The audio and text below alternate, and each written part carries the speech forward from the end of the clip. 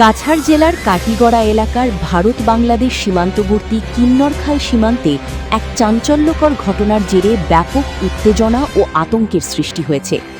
অভিযোগ, মঙ্গলবার বেলা প্রায় 11টার দিকে এক ভারতীয় নাগরিককে জোরপূর্বক বাংলাদেশে নিয়ে যায় সে দেশের কয়েকজন দুর্বৃত্ত।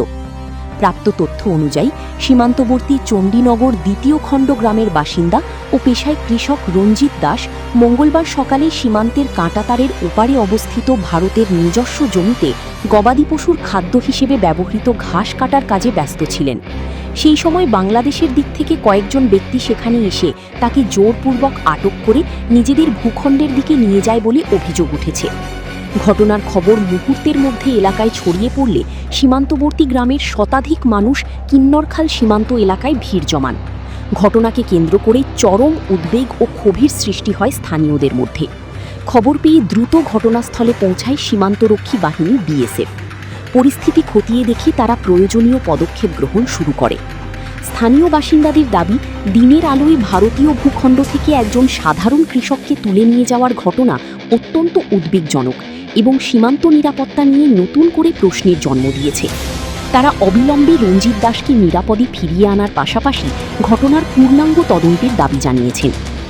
এই প্রতিবেদন লেখা পর্যন্ত জানা গেছে, বিএসএফ কর্তৃপক্ষ বাংলাদেশের সীমান্তরক্ষী বাহিনী বিজিবির সঙ্গে যোগাযোগ করেছে এবং বিষয়টি নিয়ে একটি ফ্ল্যাগ মিটিং আয়োজনের চেষ্টা চলছে।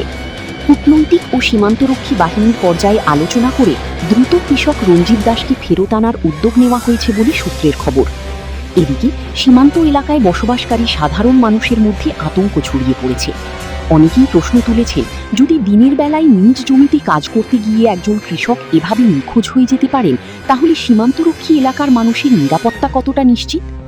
ঘটনার পর থেকে গোটা কিন্নরখাল ও চণ্ডীনগর অঞ্চলে উদ্বেগের আবহ বিরাজ করছে।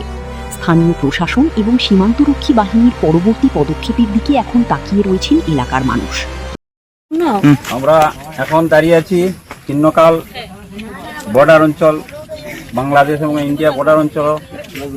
11টার সময় আমাদের একজন কৃষক গরুর ঘাস কাটতেছিল।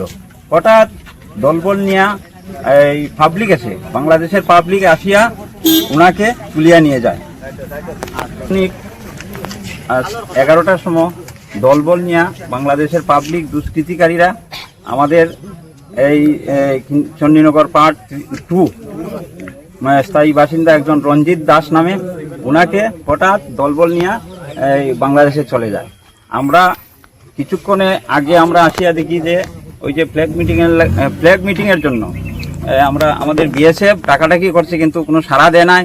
অতএব আমি বিশেষ করে দৃষ্টি আকর্ষণ করছি আমাদের ঊর্ধ্বতন কর্তৃপক্ষ ডিসি মহোদয় যেন অতি সত্বর এই ব্যবস্থা আমাদের এই কৃষক দাদাকে যেন অতি সত্বর ফেরত আনতে পারে, আমরা